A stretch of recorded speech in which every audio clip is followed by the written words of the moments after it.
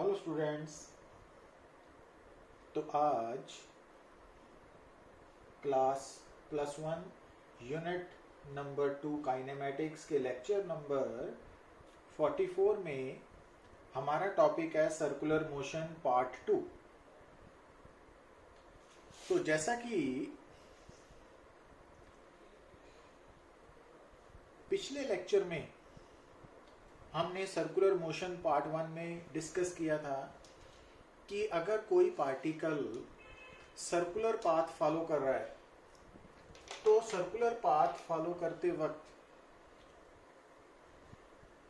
उसकी displacement,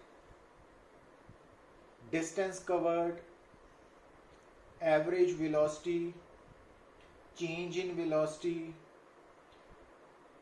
average acceleration, time period, frequency, तो इन सब के बारे में हमने बात की थी। और इसके साथ ही हमने बात की थी एंगुलर डिस्प्लेसमेंट के बारे में।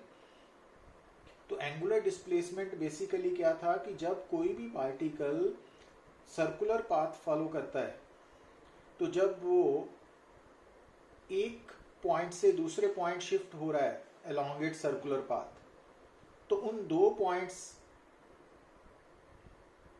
को अगर हम देखें तो आर्क के साथ जुड़े हुए हैं ना तो वो जो दो गिवन पॉइंट्स हैं उनके बीच में जो आर्क है वो सर्कल के सेंटर पे जितना एंगल सबटेंड कर रही है ना, तो उसको हमने बोला था angular displacement during given time interval. तो आज हम बात करने जा रहे हैं एंगुलर वेलोसिटी के बारे में, है ना।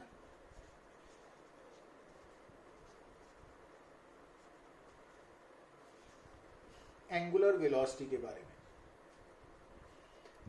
तो जैसा कि हमने अपने पिछले लेक्चर में डिस्कस किया था कि जो एंगुलर डिस्प्लेसमेंट है वो स्केलर भी है और वेक्टर भी है। मींस जब angular displacement small value possess करेगी तो वो एज ए वेक्टर ट्रीट होगी, और जब वो लार्ज होगी तो एज ए स्केलर ट्रीट होगी ना। पर जो एंगुलर वेलोसिटी है वो एज ए वेक्टर रहेगी, ठीक है। और एंगुलर वेलोसिटी जो है इसको कैसे डिफाइन करेंगे? रेट ऑफ चेंज ऑफ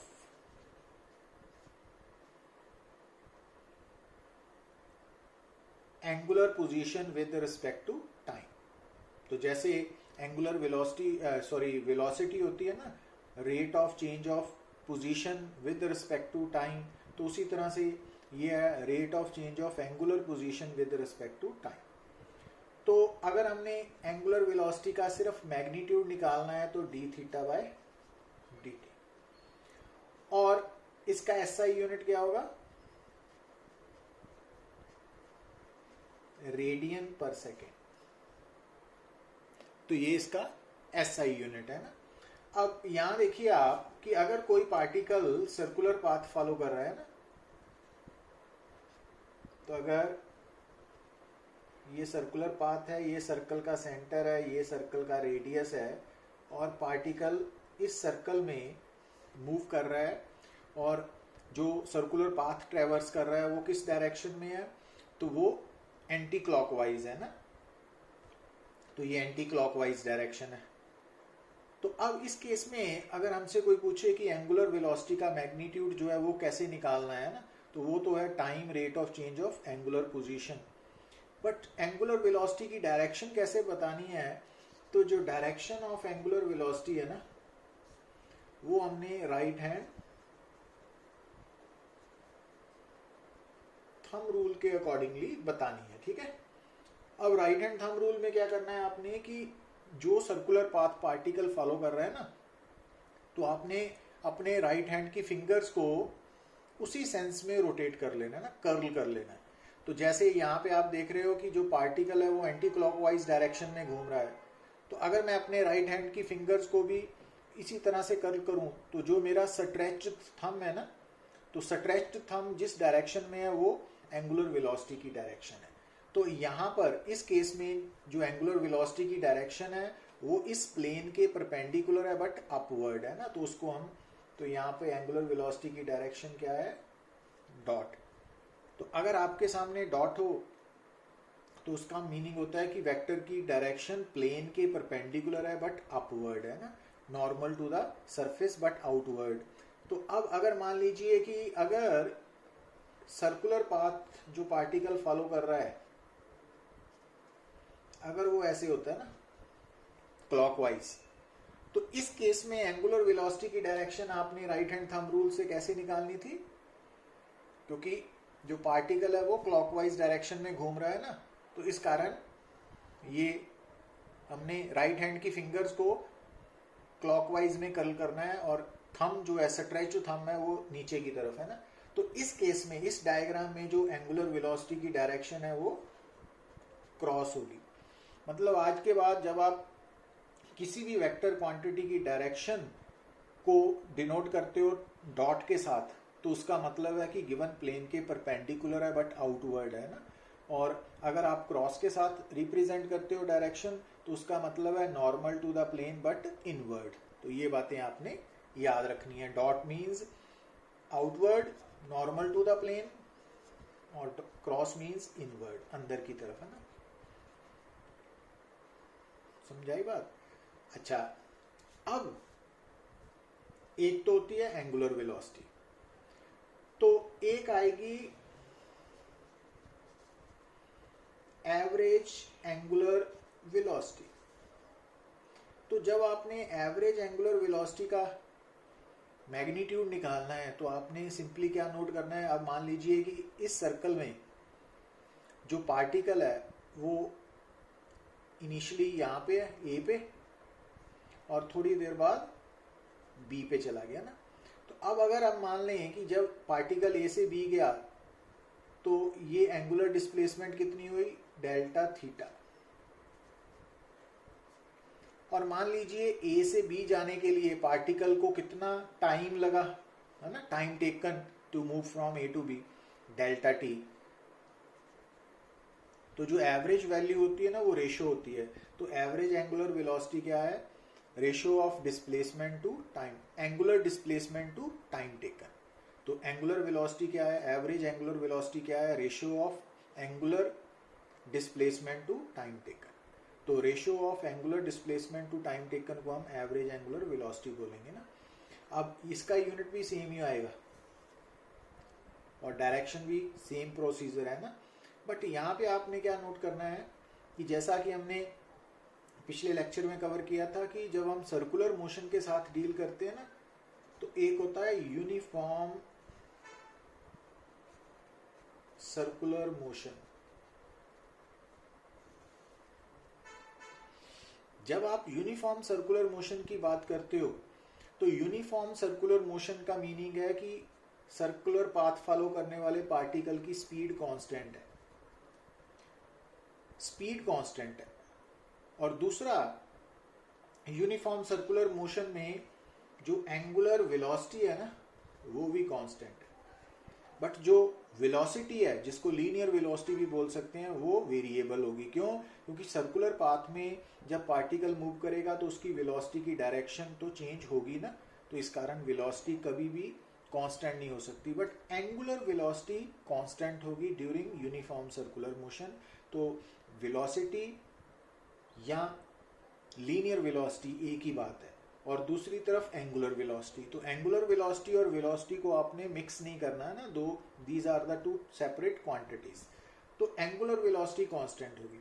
और यूनिफॉर्म सर्कुलर मोशन में जो एंगुलर वेलोसिटी है और जो एवरेज एंगुलर वेलोसिटी है वो सेम होंगी, बराबर होगी, इक्वल होंगी।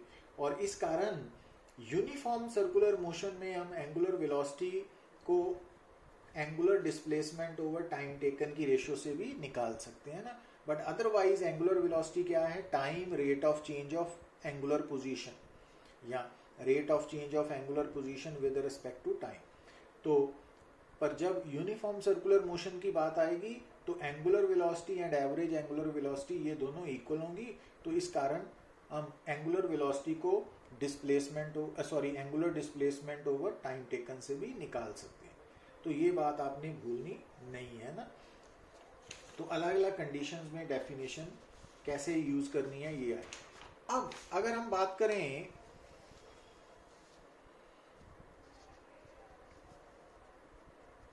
यूनिफॉर्म सर्कुलर मोशन की, है ना, तो आप क्या नोट करोगे कि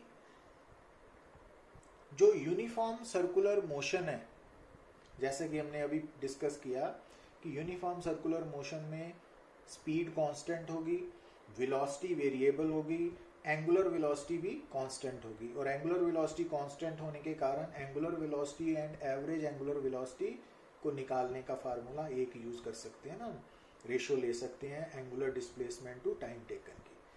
अब जब हम बात करने जा रहे हैं यूनिफॉर्म सर्कुलर मोशन में, ये देखिए आप कि अगर यूनिफॉर्म सर्कुलर मोशन हो रहा है, तो पिछले लेक्चर में मैंने आपको बताया था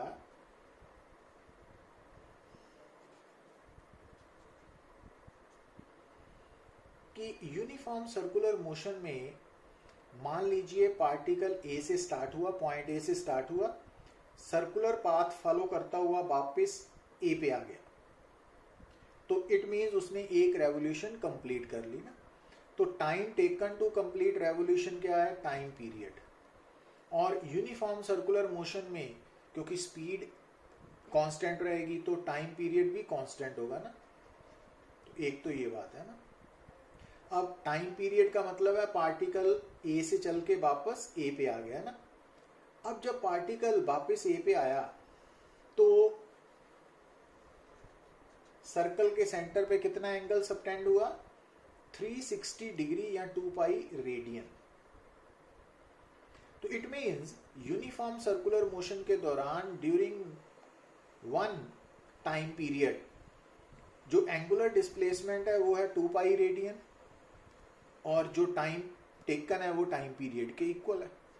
अब यूनिफॉर्म सर्कुलर मोशन में क्योंकि angular velocity and average angular velocity दोनों इक्वल है, तो एवरेज एंगुलर वेलोसिटी कैसे निकालते हैं? Angular displacement over time taken. तो यूनिफॉर्म सर्कुलर मोशन में 2 पाई बाय टी, ठीक है। तो यूनिफॉर्म सर्कुलर मोशन में एंगुलर वेलोसिटी को आप 2 पाई बाय टी यूज कर सकते हो।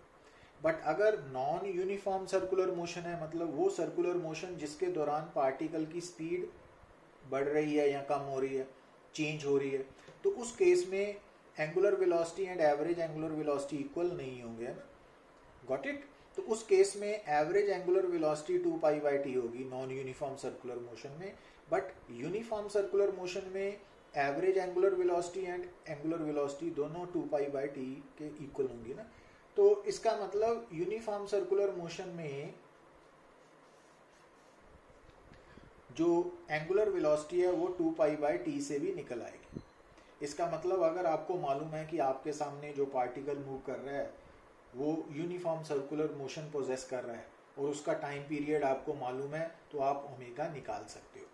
अच्छा, और क्योंकि जो फ्रीक्वेंसी है ना वो रेसिप्रोकल ऑफ टाइम पीरियड है ना, 1 बाय टी, तो इस कारण जो angular velocity in uniform circular motion है वो 2 पाई न्यू के इक्वल भी लिख सकते हैं ना। तो इसका मतलब अगर आज के बाद आपको ये मालूम हो कि जो पार्टिकल है उसका मोशन है यूनिफॉर्म सर्कुलर मोशन, तो आपने उसकी निकालनी है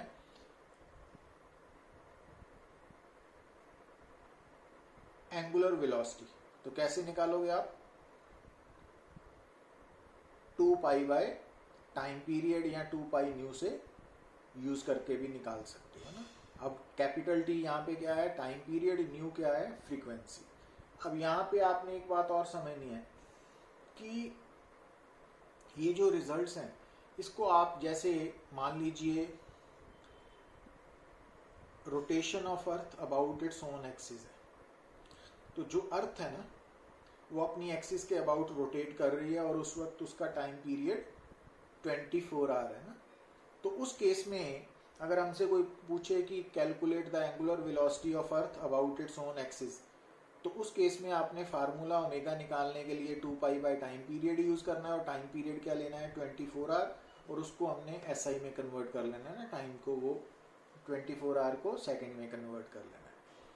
अब अगर आपसे कोई पूछे calculate the angular velocity of earth revolving around the sun, तो सन के अबाउट रिवॉल्व करती हुई अर्थ का टाइम पीरियड है 365 डेज है ना, तो टाइम पीरियड वाला formula 2 pi by T omega is equal to 2 pi by T, उसको यूज करके आप लिख सकते हो। अगर आपको निकालनी पड़ती है सेकेंड्स हैंड की जो घड़ी है ना, उसकी 3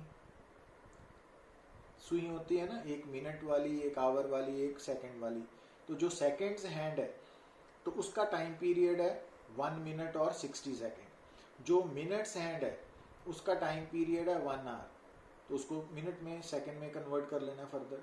और जो आवर वाली है आवर्स हैंड, उसका टाइम पीरियड है 12 आवर, ठीक है ना। तो इससे हम उनकी एंगुलर वेलोसिटी निकाल सकते हैं।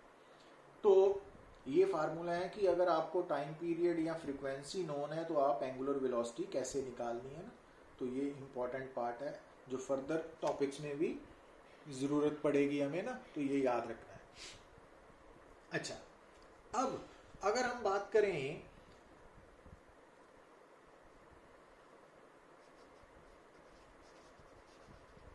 एंगुलर एक्सेलरेशन की,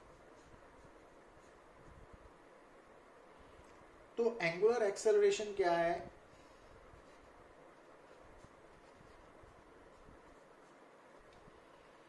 तो angular acceleration is defined as time rate of change of angular velocity, या फिर rate of change of angular velocity with respect to time. और एंगुलर एक्सेलरेशन जो है ये वेक्टर क्वांटिटी है ना, और इसका एसआई यूनिट क्या होगा?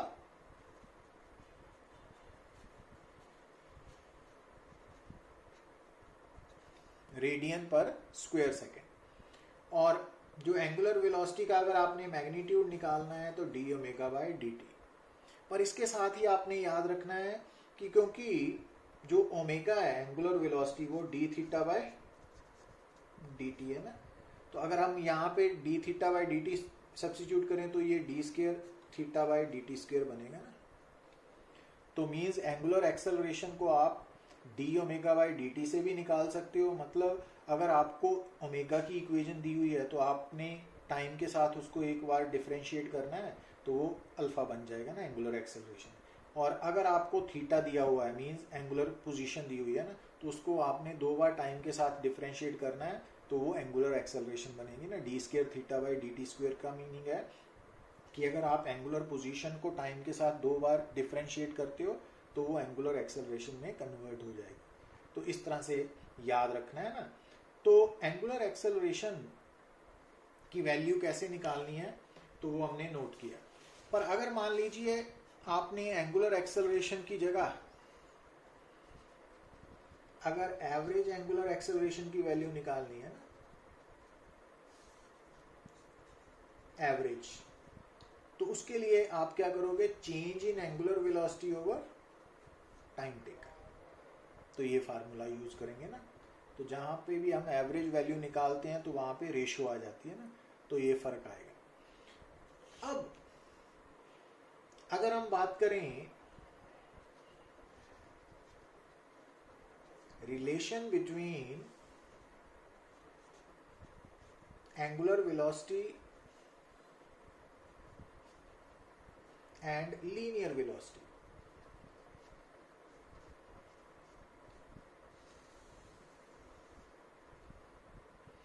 तो इसके लिए हम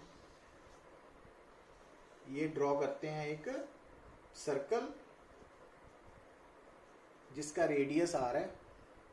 तो एक पार्टिकल इस सर्कुलर पाथ को फॉलो कर रहा है, सेंटर ओ है, ठीक है। अब अगर मान लीजिए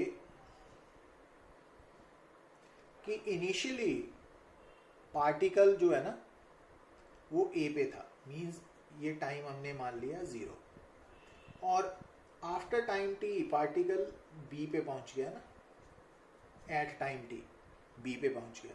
तो जब पार्टिकल ए से बी पहुंचा तो उसकी एंगुलर डिस्प्लेसमेंट मान लीजिए है थीटा। ठीक है, अब ये जो ए से बी है, ये लेंथ ऑफ आर्क है ना। अब length of arc theta and R,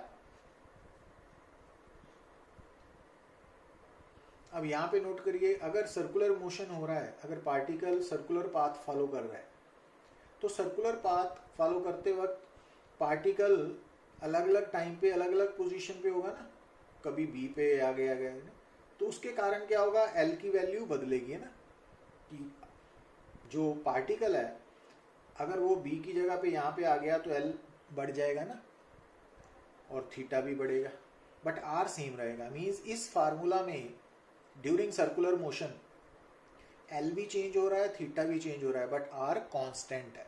अब ये याद रखने की जरूरत हमें क्यों है, क्योंकि जब आप इस इक्वेशन को डिफरेंशिएट करोगे विद रिस्पेक्ट टू टाइम, तो ये dl बाई dt बनेंगे ना। अब यहाँ पे दो टर्म्स है ना, बट एक कांस्टेंट है, उसको ऐसा ही रखना है और दूसरी को डिफरेंशिएट कर देना है। अब dl बाई dt v हो गया और d थीटा बाई ओमेगा हो गया, तो ये आ गया। मींस आज के बाद अगर आपके सामने हमें किसी भी पार्टिकल की एंगुलर वेलोसिटी नोन है और जिस सर्कुलर पाथ को वो पार्टिकल फॉलो कर रहा है वो सर्कुलर पाथ का रेडियस भी नोन है, तो ओमेगा आर को मल्टीप्लाई करके आप उस सर्कुलर पाथ के दौरान पार्टिकल की लीनियर स्पीड या लीनियर वेलोसिटी को निकाल सकते हो ना। तो v is equal to R omega. Got it. ये काफी इंपॉर्टेंट रिलेशन है कि अगर कोई भी पार्टिकल सर्कुलर पाथ फॉलो कर रहा है तो अगर आपको उसकी एंगुलर वेलोसिटी नोन है और आपने उस पार्टिकल की लीनियर वेलोसिटी निकालनी है, तो कैसे निकालोगे, उसकी एंगुलर वेलोसिटी को रेडियस ऑफ द सर्कल के साथ मल्टीप्लाई करके, v is equal to omega R या आर ओमेगा। अच्छा, अगर हमने निकालना है relation between angular acceleration and linear acceleration,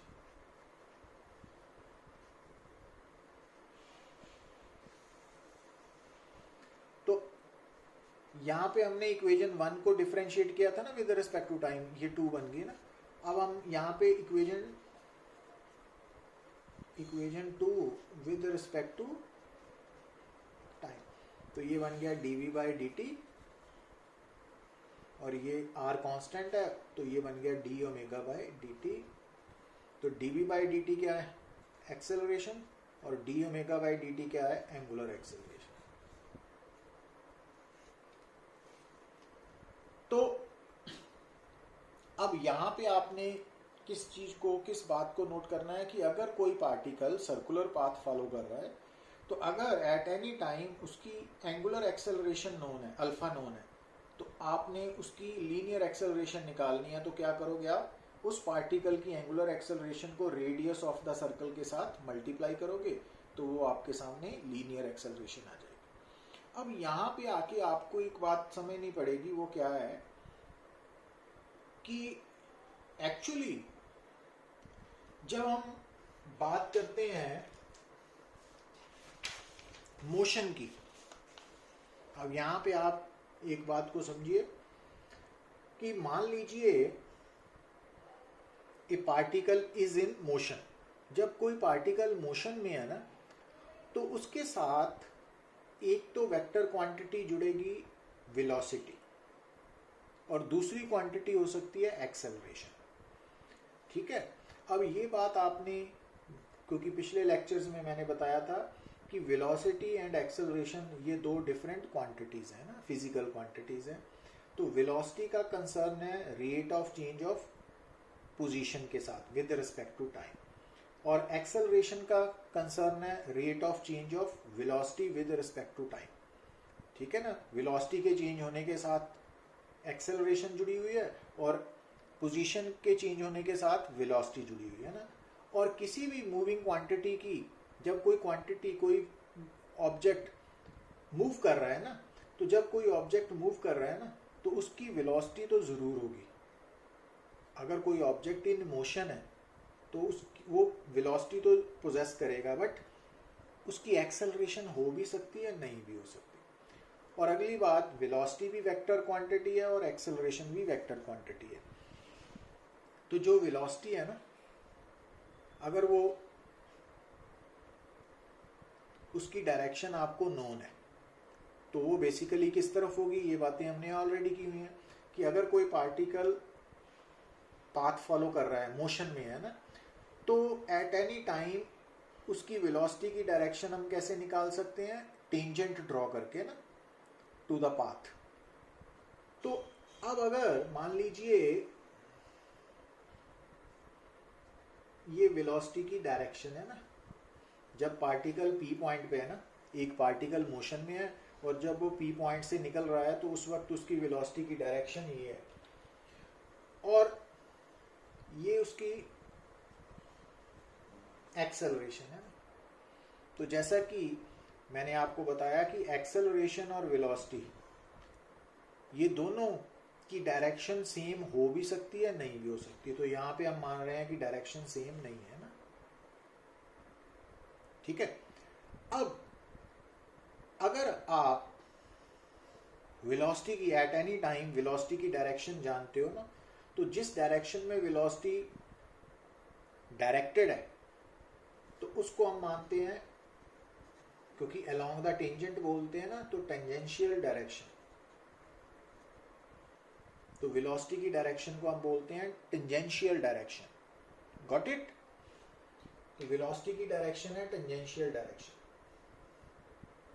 तो अगर आपको वेलोसिटी की डायरेक्शन नोन है, मींस ऑब्जेक्ट किस तरफ मूव कर रहा है अलोंग द टेंजेंट है ना टू द पाथ, तो वो डायरेक्शन है टेंजेंशियल डायरेक्शन।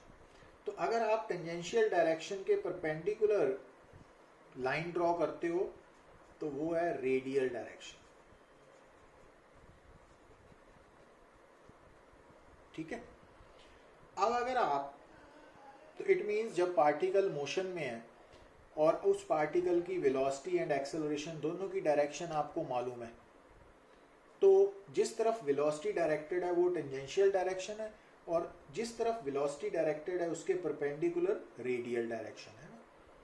अब इस केस में जो आपकी एक्सेलरेशन वेक्टर है, अगर आप उसके हेड से टेंजेंशियल डायरेक्शन की तरफ एक परपेंडिकुलर ड्रॉ करते हो, तो ये जो कंपोनेंट आएगा ना, ये एक्सेलरेशन है ना, तो अगर एक्सेलरेशन के हेड से आप वेलोसिटी के ऊपर परपेंडिकुलर ड्रॉ करते हो तो ये वाला जो वेक्टर आएगा, ये ग्रीन वाला जो एरो मैंने मार्क किया, ये इस एक्सेलरेशन का कंपोनेंट है अलोंग टेंजेंशियल डायरेक्शन। तो इसको हम बोलते हैं टेंजेंशियल कंपोनेंट ऑफ एक्सेलरेशन। और यहाँ पे मैंने जो परपेंडिकुलर ड्रॉ किया तो ये बनेगा radial component of acceleration. Radial component of acceleration, tangential component of acceleration. Got it? तो अब यहां से क्योंकि ये एक्सेलरेशन है और ये उसके दो कंपोनेंट्स है, तो कोई भी वेक्टर कंपोनेंट्स का सम होता है ना, वेक्टर सम होता है। तो ये बात आपने याद रखनी है कि इन जनरल अगर कोई पार्टिकल प्लेन में मूव कर रहा है तो उसकी एक्सेलरेशन के हम दो कंपोनेंट्स ले सकते हैं, एक along the velocity tangential component of acceleration और दूसरा component normal to the tangential direction radial component of acceleration। अब यहाँ पे बात क्या नोट करनी है कि जैसे acceleration का कंसर्न किसके साथ था, चेंज इन velocity के साथ है ना, तो जो टेंजेंशियल कंपोनेंट ऑफ एक्सेलरेशन है उसका कंसर्न है चेंज इन स्पीड के साथ, और जो रेडियल कंपोनेंट ऑफ एक्सेलरेशन है उसका संबंध है change in direction of motion के साथ। कि जब कोई पार्टिकल मूव करता है ना, तो अगर उसके मोशन के दौरान उसकी वेलोसिटी चेंज हो रही है तो वो पार्टिकल एक्सेलरेशन भी पोजेस करेगा, और अगर उसकी वेलोसिटी स्पीड के चेंज होने के कारण बदल रही है तो वो टेंजेंशियल एक्सेलरेशन पोजेस करेगा। अगर उसकी वेलोसिटी डायरेक्शन ऑफ मोशन के चेंज होने के कारण बदल रही है तो वो रेडियल एक्सेलरेशन पोजेस करेगा, और अगर उसकी velocity speed plus direction of motion दोनों के बदलने के कारण हो रही है तो वो दोनों कंपोनेंट्स पोजेस करेगा। तो ये बातें हम लेटर ऑन डिस्कस करेंगे। तो अब आज के बाद आपके माइंड में ये बात रहनी चाहिए कि अगर कोई पार्टिकल मूव कर रहा है और मोशन के दौरान उसकी स्पीड बदल रही है, तो स्पीड के बदलने के कारण जो एक्सेलरेशन का कंपोनेंट एग्जिस्ट करेगा उसको हम बोलते हैं टेंजेंशियल कंपोनेंट ऑफ एक्सेलरेशन। क्या बोलते हैं? Tangential component of acceleration. तो जब कोई पार्टिकल मूव कर रहा है तो अगर उसकी स्पीड बदल रही है ना, तो स्पीड बदलने के कारण जो वो एक्सेलरेशन पोजेस करेगा वो टेंजेंशियल कंपोनेंट ऑफ एक्सेलरेशन होगा। तो ये हमने जो रिलेशन निकाला था ना, relation between angular acceleration and linear acceleration, A is equal to R alpha, तो यहाँ पे ए बेसिकली क्या है? Tangential component of acceleration. Means जब आप आज के बाद जब भी आप सर्कुलर मोशन को स्टडी करते हो, उसके साथ रिलेटेड किसी भी प्रॉब्लम के साथ डील करते हो, तो जो टेंजेंशियल एक्सेलरेशन है तो वो कैसे निकाल सकते हो? एंगुलर एक्सेलरेशन और रेडियस ऑफ द सर्कल को मल्टीप्लाई करके। ठीक है। और दूसरी बात कि कई बार आप टेंजेंशियल एक्सेलरेशन निकालोगे, अब ये फर्क मालूम होना चाहिए ना, क्योंकि जो v है ये वेलोसिटी है ना, पर जब हम मॉड v वेक्टर लिखते हैं ना तो वो स्पीड होता है ना। तो जो टेंजेंशियल एक्सेलरेशन है वो rate of change of speed with respect to time पे डिपेंड करती है। तो जो एक्सेलरेशन है वो rate of change of velocity with respect to time है, बट जो टेंजेंशियल एक्सेलरेशन है वो rate of change of speed with respect to time है, स्पीड के बदलने के साथ। मतलब अगर मान लीजिए कोई पार्टिकल मोशन में है बट उसकी स्पीड कांस्टेंट है, but direction of motion change हो रही है ना, तो डायरेक्शन ऑफ मोशन चेंज होने के कारण वेलोसिटी चेंज हो रही है तो वो एक्सेलरेशन पोजेस करेगा, but tangential component of acceleration zero होगा ना, क्योंकि उसकी स्पीड कांस्टेंट है। तो टेंजेंशियल कंपोनेंट ऑफ एक्सेलरेशन या टेंजेंशियल एक्सेलरेशन कैसे निकालते हैं? Change in speed over time taken से, या फिर दूसरा फार्मूला है एंगुलर एक्सेलरेशन को रेडियस ऑफ द सर्कल के साथ मल्टीप्लाई कर।